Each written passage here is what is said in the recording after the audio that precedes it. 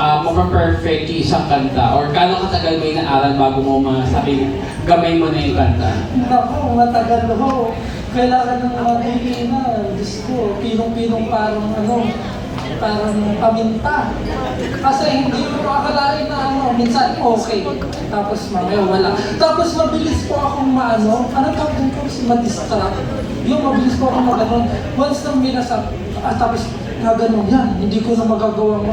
Kaya karamihan kapag ako'y kumakanta, nakapikit na lang ako para hindi ko makikita kung ano.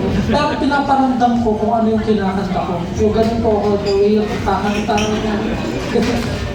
Pero mahaba-haba. Pero kahit paano naman po, pag oras talaga na nasa stage ako, hindi ko pa kaya na mapahiya ako. Lahat gagawin ko po.